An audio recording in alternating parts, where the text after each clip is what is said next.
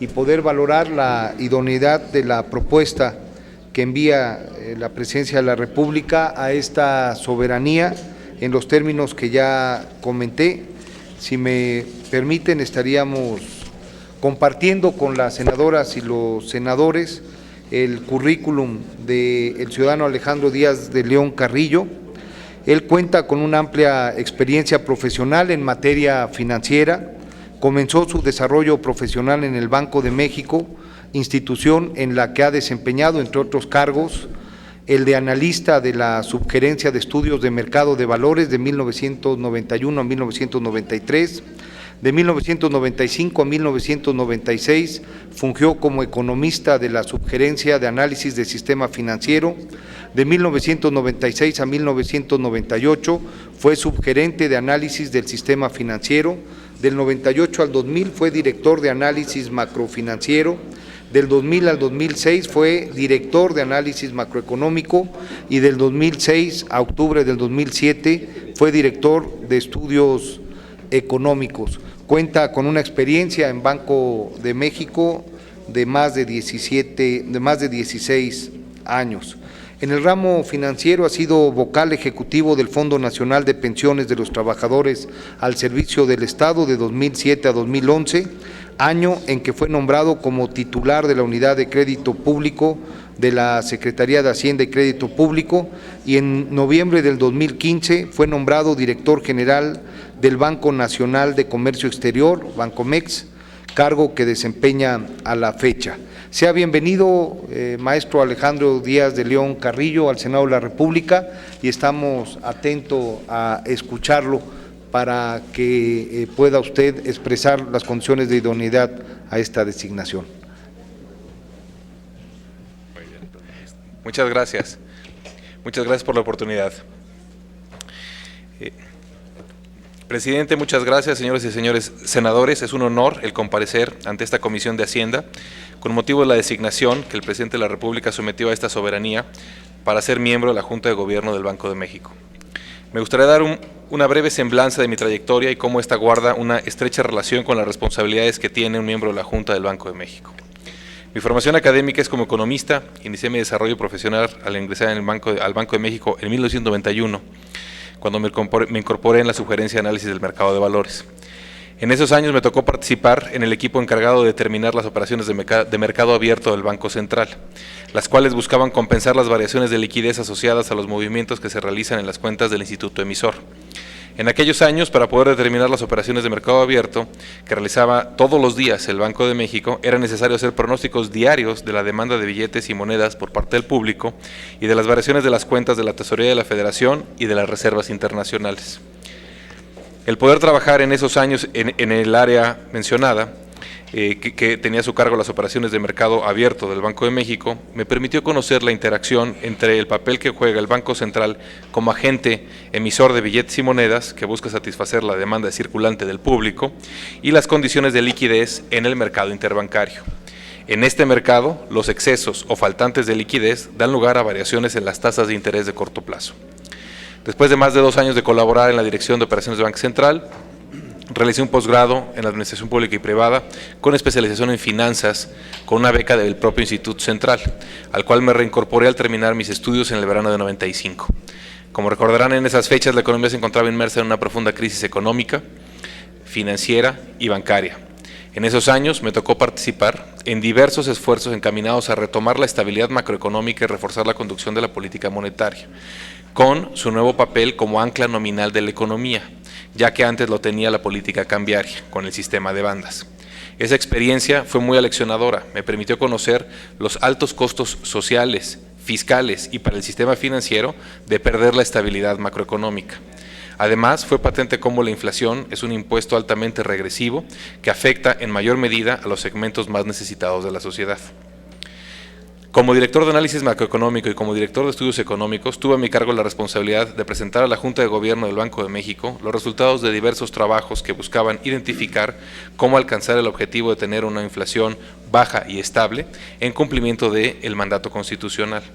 Asimismo, en esos años participé activamente en la elaboración de múltiples publicaciones, entre las cuales se encontraban los informes trimestrales de inflación, el informe anual y algunos documentos de investigación. Gradualmente se fue consolidando la política monetaria como ancla nominal en la economía, siendo esta el principal referente para la determinación de precios y expectativas inflacionarias. Con ello se fue logrando disminuir la inflación y gradualmente disociar a la formación de precios de los movimientos de tipo de cambio. De la mano de este esfuerzo se fue avanzando en fortalecer el desarrollo del sistema financiero. La mejoría del entorno macroeconómico se sustentó en dos pilares fundamentales, la política fiscal y la monetaria, las cuales operaron de manera coordinada a fin de mantener finanzas públicas sanas y abatir la inflación.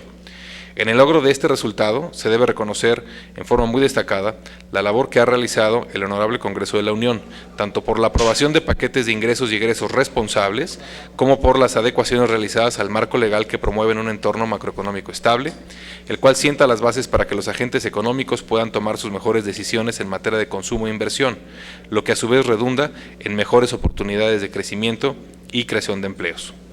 En octubre de 2007 asumí la titularidad del recién creado Fondo Nacional de Pensiones de los Trabajadores al Servicio del Estado, Pensioniste, con la responsabilidad de iniciar sus operaciones y constituir sus sociedades de inversión especializadas de fondos para el retiro, CIEFORES, con todos sus órganos de gobierno. En dicho fondo se registraron a más de 7 millones de cuentas individuales, con más de 75,000 millones de pesos invertidos a través de las CIEFORES, manteniendo la comisión más baja del mercado y rendimientos superiores al promedio de las AFORE en cada una de las CIEFORES. En esta responsabilidad me tocó participar activamente en los mercados de deuda y de capitales como un inversionista institucional en tiempos de una marcada volatilidad por la crisis financiera internacional de 2008 y 2009. Posteriormente, en enero de 2011, tuve el honor de que la Comisión Permanente del Congreso de la Unión ratificara el nombramiento presidencial para desempeñarme como titular de la Unidad de Crédito Público, responsabilidad que mantuve hasta noviembre de 2015. Los objetivos centrales que orientaron a la política de crédito público fueron los siguientes. En primer lugar, cubrir las necesidades de financiamiento del gobierno federal autorizados por el Honorable Congreso de la Unión con bajos costos y con un horizonte de largo plazo y un bajo nivel de riesgo. Segundo, diversificar las fuentes de financiamiento considerando diferentes mercados y tipos de inversionistas.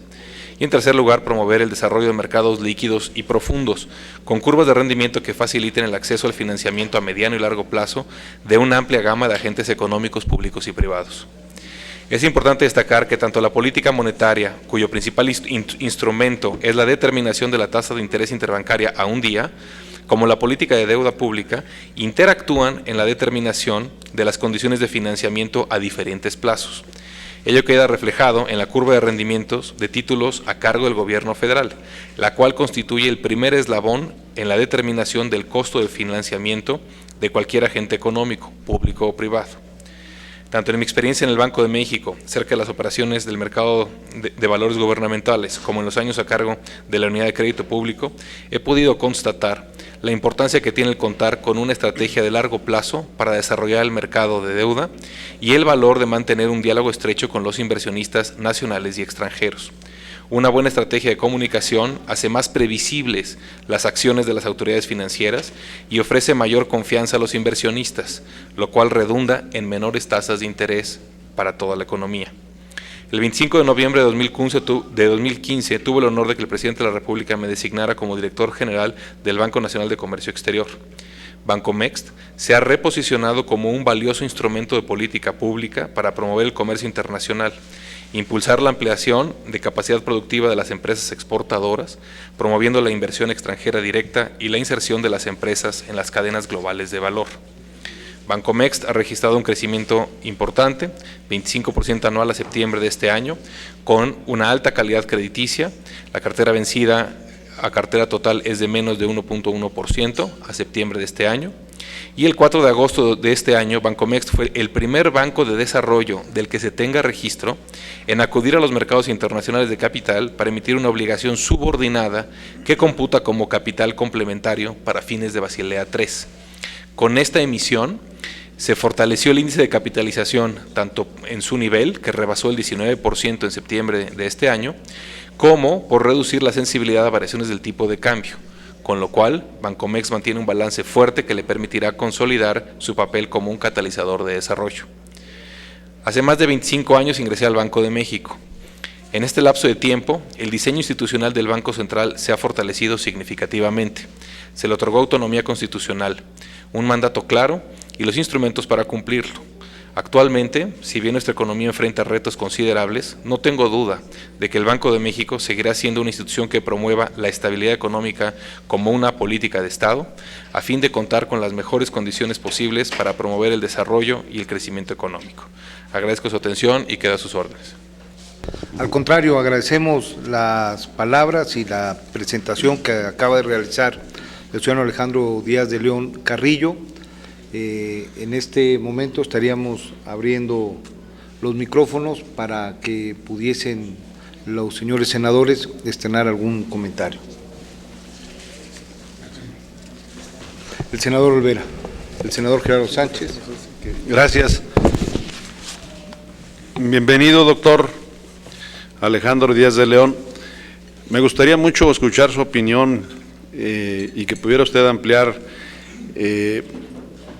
cómo su experiencia en el Banco de México se empata con la idoneidad para que usted sea miembro de la Junta, pero sobre todo en el entorno económico que tenemos actualmente en el país. Por su comentario, muchas gracias.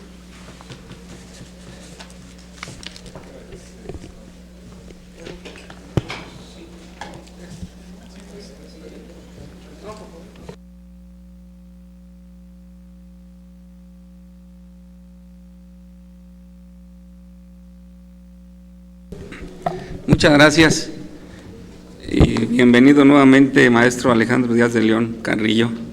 Felicitarlo por su tarea en el servicio público, particularmente en el área de política económica de nuestro país. En el contexto global en el que todas las economías se encuentran en constante interacción, la interdependencia e integración de los procesos tanto económicos, sociales, tecnológicos y culturales de carácter mundial implica un reto mayor para nuestro país, mantener la estabilidad económica nacional. Muestra de esto se detalla en el informe de las Naciones Unidas titulado Situación y Perspectivas de la Economía Mundial 2016, que señala que la tasa promedio de crecimiento en los países desarrollados ha disminuido en más del 54% desde la crisis financiera de 2008. Se estima que cerca de 44 millones de personas están desempleadas. En los países desarrollados, aproximadamente 12 millones más que el año de 2007. Asimismo, la caída de los precios de las materias primas ha tenido significativos efectos negativos en los flujos de comercio y en las finanzas públicas a nivel internacional. El citado documento propone la denominada Agenda 2030 para el Desarrollo Sostenible, la cual demandará fuertes exigencias en los presupuestos públicos y en las capacidades de los países en desarrollo. El documento destaca también que los hacedores de política en todo el mundo necesitarán de esfuerzos concertados para reducir la incertidumbre y la volatilidad financiera, apuntando a un delicado balance entre sus objetivos para alcanzar su crecimiento económico sostenible y mantener la estabilidad financiera. En este contexto, las elecciones de Estados Unidos fueron un punto de quiebre no solo para nuestro país, sino para el mundo. Con el triunfo de Trump, es claro que la política en el vecino país tendrá cambios importantes que repercutirán en la economía nacional. Una de estas repercusiones fue la sobrereacción en el tipo de cambio, por lo que parece inevitable un alza en la tasa de referencia del Banco de México, justificado por el posible impacto que pudiera tener en inflación la fuerte depreciación que ha sufrido el peso. La sobrereacción inicial ante el triunfo de Trump se ha reflejado tanto en las bolsas de Asia y Europa, así como en los tipos de cambio, apreciación de las denominadas monedas duras y la depreciación de las monedas emergentes. Maestro Alejandro Díaz de León, ante este escenario global se requerirá de una política coordinada entre el Banco de México y la Secretaría de Hacienda con el fin de promover un crecimiento inclusivo en el corto plazo y fomentar un crecimiento sostenible. Por lo anterior, de ser ratificado como miembro de la Junta de Gobierno del Banco de México, ¿qué acciones promovería ante este escenario que presenta un reto no solo para México, sino para las economías mundiales y donde se prevé que los mercados seguirán volátiles y serán dependientes de las decisiones políticas que se tomen en los Estados Unidos? Por su respuesta, muchas gracias. Gracias, senador. Por favor, senador Ríos Peter. Sí, muchas gracias. Bienvenido, ciudadano Alejandro Díaz de León. Yo tengo un poco en el mismo sentido de lo que planteaba el senador Gerardo. Quisiera oír su opinión. Usted inclusive nos comentaba que como parte de su experiencia personal estuvo involucrado en el Banco de México con temas que tienen que ver con o que tuvieron que ver con los riesgos de perder la estabilidad macroeconómica. Varios estudios que usted comentó y varias de las especialidades que usted realizó tienen que ver con eso. En mi opinión, y por eso citaba a Gerardo, el mundo a partir del 8 de noviembre va a tener un contexto de incertidumbre difícilmente de prever en sus dimensiones. No creo que haya alguien que tenga mucha claridad respecto al discurso de un nuevo presidente con las características del que ha ganado la presidencia en Estados Unidos pueda preverse. Entonces, un escenario de enorme incertidumbre en el mundo. ¿Qué herramientas tenemos o cuáles son las herramientas con las que deberíamos de contar? He visto con gran preocupación a un presidente de la República en nuestro lado de la cancha, el presidente Peña Nieto, que es quien lo propone usted, pues con un discurso muy timorato, muy insuficiente, muy poco profundo respecto a esta incertidumbre. Entonces, la pregunta es, ¿qué herramientas tenemos? ¿Qué debería estar haciendo el jefe del Ejecutivo? Sé que no es solamente una pregunta respecto al Banco de México, en su condición de ciudadano mexicano y de economista, ¿qué tipo de señales tendría que estar mandando el presidente de la República a un país con las asimetrías con las que tenemos, donde hay un discurso que pone en riesgo muchas de las variables sobre las cuales está detenida nuestra economía, ¿no? El Tratado de Libre Comercio en una condición de quererlo terminar de manera unilateral, o en la condición de una renegociación, pues con esa condición de asimetría, el discurso de ayer de los migrantes. Creo que es más allá de solamente las variables netamente monetarias o netamente económicas. ¿Qué tendríamos que estar haciendo como país desde su punto de vista? Gracias, senador. Y bueno, ¿algún otro senador? Eran bloques de tres, ¿no? Y luego… Sí, yo es muy rápido, entonces si no hay otro senador… quería hablar. ¿Senador Cordero? Ok, pues ya de una vez bueno. todos. Bueno, yo, para no ser repetitivo, porque creo que es en el mismo sentido de mis medios compañeros, bueno, primero que nada, bienvenido.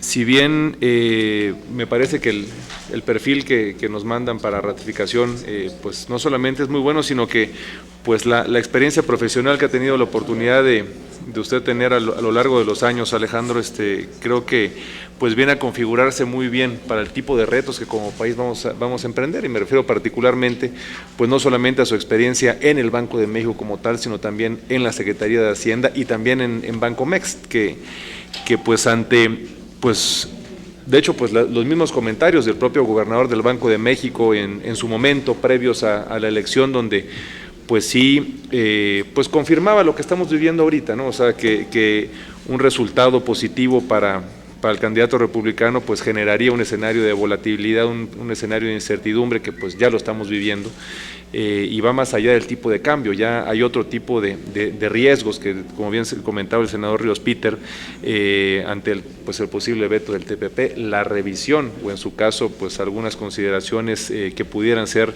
relevantes para nuestra economía en materia del TLC. Entonces, pues en el mismo sentido de mis demás compañeros, de acuerdo a la experiencia que usted tiene, a la visión que ha podido obtener a lo largo de los diferentes puestos que ha tenido, pues ¿cuáles cree que deberían de ser las principales medidas precautorias y sobre todo acciones que debería tomar el Banco de México, no solamente para generar el mejor escenario de certidumbre y estabilidad, sino pues al mismo tiempo las mejores condiciones para la economía de nuestro país? Gracias.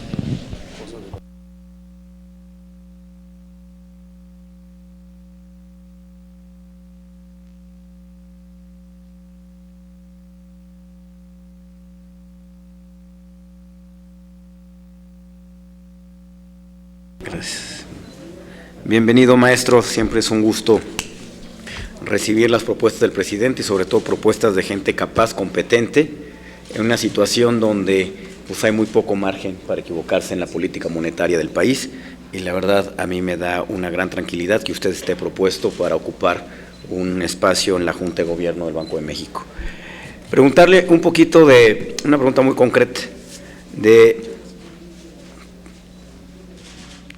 ¿qué herramientas tiene el Banco de México para poder enfrentar una situación donde la inflación empiece a, pues ahora sí, a mostrarse, donde después de una depreciación tan acelerada como la que hemos vivido en los últimos meses, finalmente empiece a reflejarse en inflación?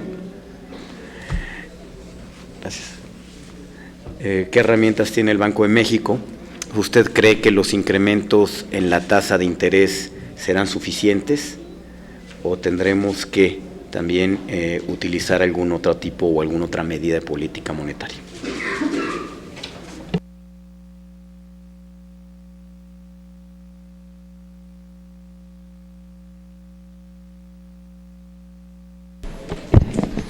Muchas gracias, presidente. Felicitarlo por su trayectoria profesional para llegar si así lo considera esta comisión, a la Junta del Banco de México. Me parece que tiene todas las calificaciones y la experiencia para ello. Y aprovechando esa experiencia y esas calificaciones, y aprovechando pues que todavía no está en una situación comprometedora de hablar a nombre del Banco de México, quisiera aprovechar su experiencia como economista y preguntarle su opinión. Algunos temas ya se han referido aquí, creo que es una preocupación generalizada, la incertidumbre que nos provoca el cambio de gobierno en los Estados Unidos. Yo justo acabo de hacer una petición pública pidiéndole al presidente de la República que, ejerciendo la facultad que le da el artículo 72 de la Constitución, vete el presupuesto de egresos para que se regrese al Congreso y se pueda rehacer, porque el presupuesto de egresos fue aprobado un día después de la elección de Trump y es un escenario completamente distinto que tenemos después de la elección de este personaje. Desde ahora, bueno, vamos a ver reacciones el jueves con un incremento en la tasa de interés, seguramente por parte de Banco de México, que algunos analistas dicen que podría llegar hasta un punto. El tipo de cambio, pues difícilmente va a regresar y alcanzar los niveles en los que fue aprobado el paquete presupuestal, los 18.62. Ante esta amenaza de renegociación del Tratado de Libre Comercio, sin duda que va a haber ruido, sin duda que va a haber inestabilidad. Van 2 días consecutivos que el dólar amanece por encima de los 21. Difícilmente regresaría el tipo de cambio al supuesto que prevalece en el presupuesto de egresos. La inflación, pues ya lo vimos el mes pasado, poco por encima de lo esperado, pero como dice el senador Cordero, pues una depresión de 40% que no se refleje en la inflación, pues es un poco extraño. Ya vemos ahora las presiones inflacionarias. Hay algunos análisis que dicen que la inflación el año que entra podría llegar hasta 4.5, hay otros que dicen hasta 6%. El paquete está basado en una inflación otra vez de 3%. Y lo más importante, el crecimiento económico. Sí viene el aumento de la tasa de interés, sí viene un mayor tipo de cambio, lo cual presiona sobre el costo financiero de la deuda pública, además de la tasa de interés, además de la inflación. Hay ya un análisis de una de una empresa estadounidense que dice que el crecimiento económico en México del año que entra podría ser de 1%. Y todo el paquete presupuestal está basado en un crecimiento económico de 2.5%. Entonces tenemos dos opciones. Una, pues hacer como que no pasa nada, nos vamos con lo que tenemos al 2017, pero no va a abonar a lo que más le hace falta en estos momentos a la política económica de México, que es credibilidad.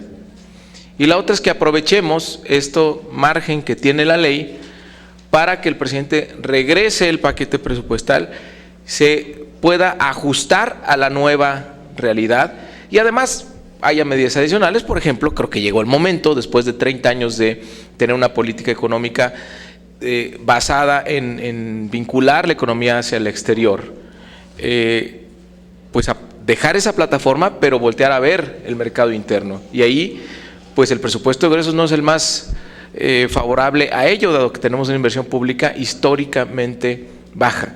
Entonces me parece que tendríamos que reorientar el presupuesto para fortalecer la industria nacional, para fortalecer nuestro mercado interno, para ayudarle a las pequeñas y medianas empresas y no ya nada más estar dependiendo del exterior, que ahora en estos momentos nos provoca mucha incertidumbre. Y la pregunta es muy sencilla: si usted estaría de acuerdo en esta posibilidad de que se pudiera ajustar, renegociar, para actuar de inmediato ante la nueva circunstancia, aprovechando pues ese margen que tenemos en nuestra Constitución y así llegar al 2017 con un paquete presupuestal más realista hacia lo que tenemos ahora después de la elección del señor Trump. Muchas gracias. Adelante, Alejandro. Muchas gracias. Muchas de las preguntas tienen un hilo conductor y, si me permiten, empezaría con una introducción y después algunos de los puntos específicos. Yo creo que es claro que en los últimos años hemos visto una tendencia a nivel global en la que, en demérito de la integración global y en favor de lo local. Yo creo que hay varios factores que están operando en este sentido. Uno de ellos es que en los últimos 25 o 30 años, uno de los fenómenos económicos más importantes ha sido la inserción plena de China en la economía global y el reto que ha implicado para la globalización, el comercio, las manufacturas, la producción industrial y la generación de empleos. Claramente, cuando un país se inserta en la economía global y es muy abundante en mano de obra y escaso en capital, pues el ajuste que impone al resto del mundo pues va en ese sentido. Es una buena noticia para el capital y no necesariamente una buena noticia para el factor trabajo a nivel global. Eso se ha visto en la dificultad para generar empleo en diferentes regiones del mundo. Y eso también se ha visto en esta tendencia de menos entusiasmo por la globalización. Si a eso agregamos también el cambio tecnológico que opera en contra del empleo en cuanto al número, es decir, incrementa la productividad por empleo, pero no aumenta el número de empleos. Y si a eso también agregamos la crisis financiera de 2008 y 2009, que puso a la economía global en una tendencia de menor crecimiento, de atonía, sobre todo en las economías desarrolladas. Y si a ese entorno también sumamos algunos de los retos de integración y de inclusive de riesgo geopolítico, en los cuales ha habido pues procesos de migración que han venido a tensar aún más este entorno, pues esto es uno de los factores que explica por qué a nivel internacional se ha visto esta tendencia donde las sociedades están a lo mejor menos entusiastas con la integración a nivel global y un poco en el ánimo de favorecer a lo local. Ahora, habiendo dicho esto y entendiendo que esta es una tendencia en diversos países, yo creo que eso no va en contra de lo regional y me explico. Los tres países que conforman el Tratado de Libre Comercio tenemos marcadas diferencias con cómo se hace esta integración respecto al resto del mundo. En términos generales, producimos cosas juntos, no exportamos nada más bienes y productos terminados. El 40% de las exportaciones manufactureras mexicanas tienen contenido estadounidense. Este mismo porcentaje en la economía china es 4%. Claramente, la agenda de América del Norte, para los países de América del Norte, yo creo que va a seguir siendo una región estratégica para sus tres integrantes. si bien por diferentes momentos y coyunturas políticas o de campaña, no convenga reconocerlo con esa claridad y con esa plenitud. Yo creo que puede haber una estrategia en la cual la integración regional, hacer valer las ventajas de la integración regional. Creo que, y hay documentos, inclusive en una publicación reciente de Bancomext que hacemos trimestralmente, sobre diferentes materias relacionadas al comercio, la enfocamos hacia la integración con América del Norte. Y un poco lo que destacábamos es que inclusive empresas norteamericanas que tienen negocios e invierten en Estados Unidos y en México, tienden a invertir más, inclusive en Estados Unidos, cuando tienen presencia en México, que cuando no lo tienen. Y la explicación es sencilla, no es que compitan entre México y Estados Unidos, sino son empresas manufactureras que compiten con otros lugares manufactureros en el mundo. Este tipo de argumentos tenemos que ser, yo creo que muy claros y persuasivos en términos de las ventajas relativas que tiene Norteamérica como una región claramente productiva y con fortalezas muy especiales, inclusive una de ellas la energética. Los académicos de las cadenas globales de valor hablan de que hay 3 regiones en el mundo, que son la fábrica Asia, fábrica Europa y fábrica Norteamérica.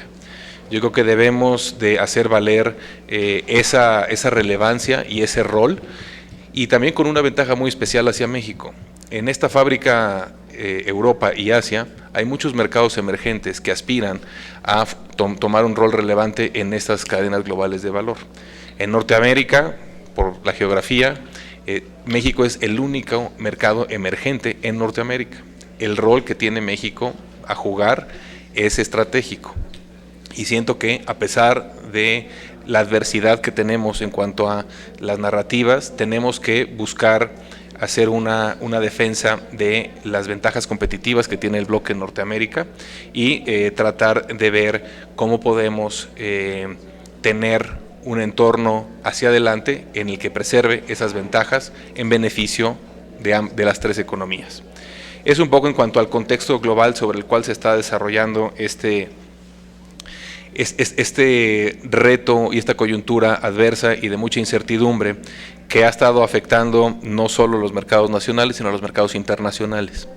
El incremento en las tasas de interés que ha tenido los bonos del Tesoro norteamericano han sido muy significativos y en unos cuantos días. Es decir, mercados que usualmente tienden a ser muy estables y a tener muy poca variación de un día a otro, están incorporando un entorno mucho más incierto. Incertidumbre en términos de la política fiscal, en términos de políticas concretas de gasto, de deuda, niveles de endeudamiento, etcétera. Y esa incertidumbre está afectando a los mercados financieros nacionales e internacionales. Yo creo que este entorno de incertidumbre va a prevalecer en tanto no haya algún tipo de definición y de precisión en cuanto a algunas de estas políticas. Y yo creo que este es un entorno en el que llama a la cautela, porque no necesariamente lo más aconsejable es tomar la decisión pensando en el peor escenario posible o imaginable, cuando realmente todavía no se decantan y no se han puesto las cartas sobre la mesa.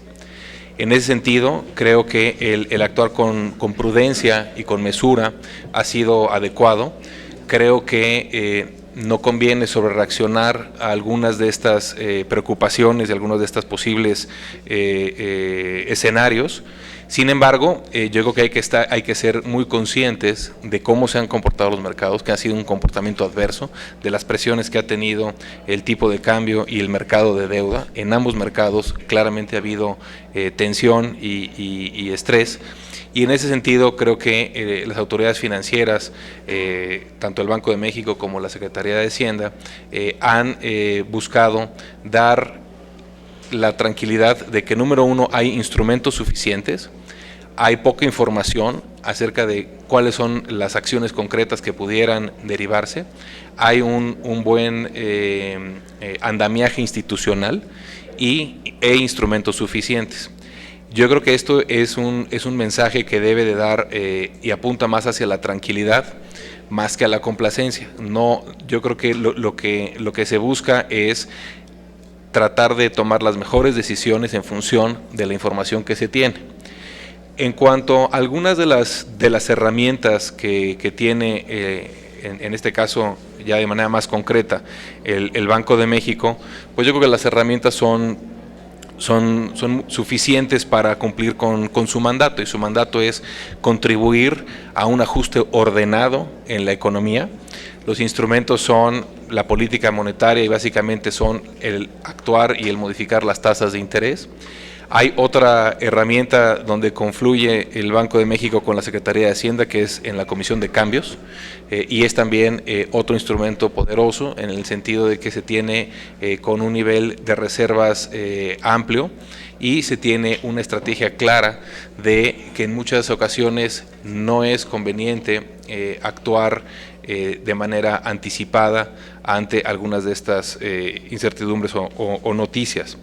En cuanto al si conviene o no, y los supuestos que están incluidos en el paquete económico y en el presupuesto, un poco lo que diría es que no hay, y no, en el pasado no ha sido ajeno que ya una vez autorizado un paquete económico, pues haya incertidumbre o haya algunos elementos que hagan adecuar sobre la marcha. Hay muchos instrumentos para hacerlo, la política fiscal, en fin, hay muchos elementos para ir adecuando cómo se conduce la política fiscal. Estos están incluidos desde los fondos de estabilización de los ingresos presupuestarios. Se tienen, digamos que, herramientas tanto por el lado de los ingresos como por el lado de los egresos, por el lado del gasto.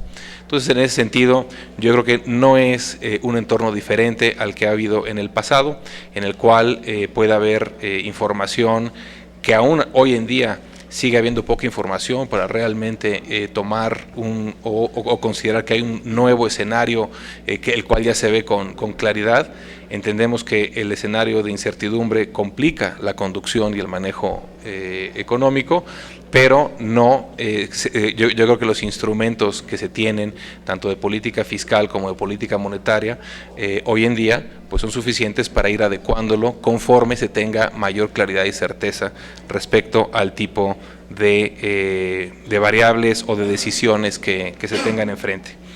Entiendo que este entorno siempre genera tensión.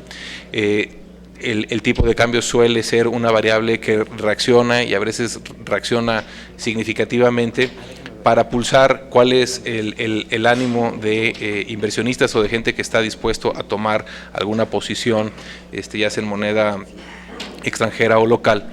Y a veces puede, por su misma lógica, reaccionar de manera brusca. Este no es el caso nada más en México, es el caso cuando uno ve la cotización de cualquier moneda que sea líquida y que esté sujeta a un proceso con incertidumbre. Entonces, en ese sentido, creo que lo que ha logrado el Banco de México a lo largo de los años, pues la verdad es que muchos países emergentes no lo han podido consolidar, que es disociar la formación de precios y las expectativas de inflación de los movimientos de corto plazo del tipo de cambio. Obviamente, cuando hay un ajuste de tipo de cambio real, se tiene que hacer el ajuste en el resto de las variables, eso no hay duda, pero creo que la estabilidad que ha logrado como ancla nominal la política monetaria le permite, a diferencia de muchas otras economías que se ven mucho más sujetas a incrementos en la inflación y expectativas inflacionarias cuando hay un ajuste en el tipo de cambio, creo que en el caso de México se ha logrado romper ese vínculo. Esa dinámica no fue fácil romperla. Recuerdo por muchos años que cualquier ajuste en el tipo de cambio volvía a retroalimentar las expectativas de inflación. En este entorno, creo que el tener esa estabilidad es una herramienta muy importante que le va a servir mucho al país para sobrellevar este entorno más incierto.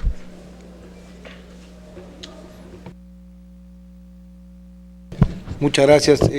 Agradecemos las respuestas del ciudadano Alejandro Díaz de León Carrillo. Estaríamos abriendo una segunda ronda por si alguien se quiere inscribir, una segunda y última ronda, por si alguien se quiere inscribir. Entiendo que el senador yo desafortunadamente me tengo que subir a una convocatoria que tengo ahí arriba, pero ¿me puede explicar qué es eso de que tengamos herramientas suficientes? Porque tener herramientas suficientes como para qué. O sea, para tener un choque que nos lleve a una depresión del 40%, ¿cuáles son las herramientas que tenemos? La política fiscal. ¿A qué nos referimos con herramientas suficientes frente a un contexto de incertidumbre que solamente entendería la respuesta porque tiene un punto de convergencia nuevamente hacia un nuevo momento de certidumbre, donde las cosas no cambian de manera abrupta? Esa es una pregunta. Y la segunda es, esta narrativa, usted está en Bancomext y nos exhibe una serie de condiciones, digamos, de lo que es las ventanas de competitividad que tenemos como fábrica Norteamérica. ¿Por qué no están presentes o por qué no estuvieron presentes, por lo menos en ningún momento, frente a los embates de la narrativa de la elección norteamericana? ¿Por qué México jamás tuvo la capacidad de poner esa narrativa al frente? Digo, es una opinión que yo le pediría. No se hizo, se decidió que no, era absurdo plantearlo, porque si esa narrativa tiene la potencia que esperamos que tenga, que yo confío que tiene, ¿por qué durante un año y meses jamás se dijo y se planteó, esta es la narrativa que frente a ese discurso tiene que imperar? Tal vez la incertidumbre hubiera sido menor. Senador Mario Delgado. Yo nada más reiterarle mi pregunta, que fui muy preciso, si estaría de acuerdo en aprovechar esta ventana de oportunidad en que el presupuesto de egresos puede ser vetado según la Constitución y se renegociaría en el Congreso, y que la ley de ingresos pues no entra en vigor hasta el 1 de enero, es decir, podría haber modificaciones sin ningún problema a la ley de ingresos, porque pues ya hay supuestos que no se van a cumplir.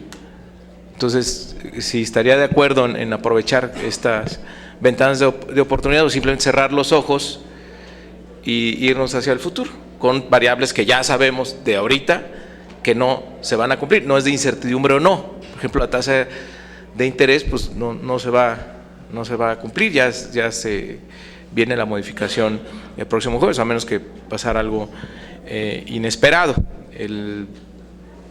Otras variables que mencioné, pues la inflación también, pues vemos que tenemos un repunte, entonces difícilmente se podría llegar a 3% el año que entra. En fin, si le parece buena idea que aprovechemos esta oportunidad, reajustemos todo, reorientemos, bueno, si hace una decisión del Congreso, por supuesto, reorientación del gasto público para favorecer el mercado interno, las pequeñas y medianas empresas, en fin, no depender tanto, en la medida de lo posible. Por supuesto que es imposible cambiar el modelo económico en un ejercicio presupuestal, pero sí dotar de mayores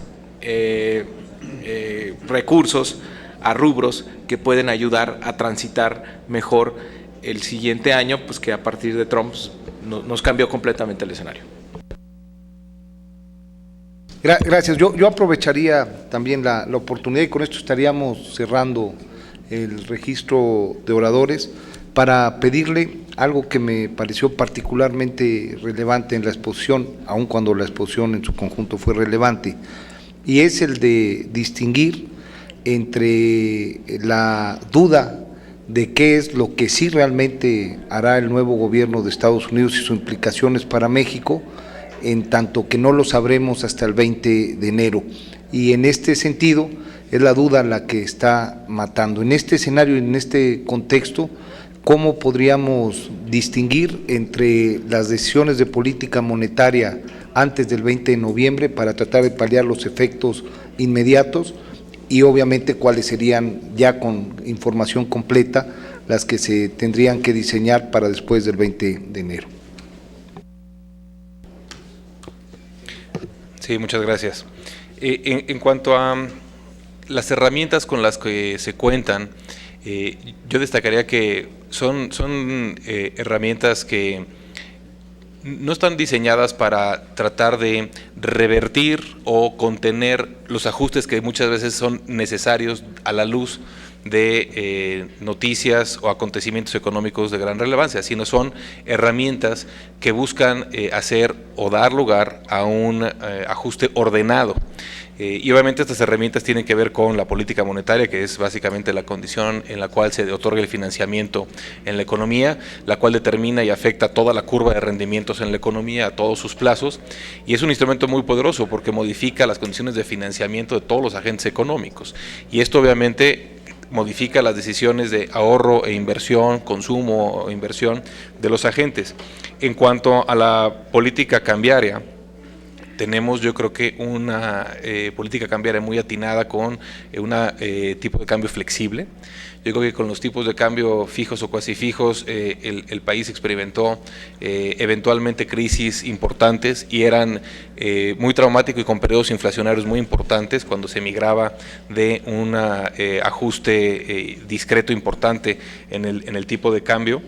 Aún a pesar de ello, la flotación le ha servido bien a México para mitigar choques externos. Si bien ayuda a mitigarlos, no los elimina y sí tiene que haber un ajuste en la economía interna, en las decisiones de gasto interno que adecúan a ese nuevo entorno o ese tipo de cambio más depreciado. Yo creo que el tipo de cambio flexible ha sido una fortaleza de la andamiaje macroeconómico y que las reservas internacionales que se tienen sobre la base de un tipo de cambio flexible es muy útil para poder hacer frente a casos extremos de necesidad de divisa en moneda extranjera. Yo creo que la pregunta, y donde yo creo que obviamente que siempre cabe el espacio a la opinión, y yo creo que también por eso en el propio Banco de México es una junta y es una discusión y es una decisión colegiada. Hay diferentes opiniones en términos de cuándo tomar X o Y medida, pero yo creo que lo que es muy claro es que las herramientas son las adecuadas. Y en cuanto a política fiscal, pues obviamente con los ajustes y el área de maniobra que hay en la política fiscal, que tiene que ver con la parte de ajuste de gasto. En cuanto a si aprovechar esta oportunidad de incertidumbre para hacer una modificación y un poco atendiendo a la pregunta en concreto, yo creo que ahorita no tenemos inclusive claridad de cuál va a ser el entorno. Así como cambió todo en una semana, a lo mejor puede haber una noticia que pueda hacer que las cosas se muevan un poco en dirección contraria. Yo creo que todo el paquete económico tiene diferentes instrumentos que a lo largo el camino permiten cierto ajuste, y esos son pues variables que tienen que ver tanto del lado de gasto como del lado de los ingresos y fuentes de fondos de estabilización de los ingresos presupuestarios.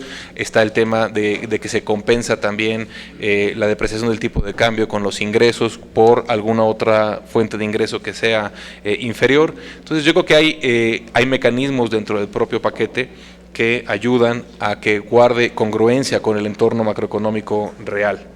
Y en cuanto al tema de la incertidumbre y cómo de aquí a enero se pueden tomar las mejores decisiones y que la incertidumbre pues muchas veces es lo que más afecta, yo creo que las acciones que se han anunciado, lo que ha venido preparando, el terreno que ha venido preparando el propio Banco de México, que ya ha venido con acciones de política monetaria en los últimos meses, ya han dado lugar a que la economía esté en mejor posición para hacer frente a este entorno.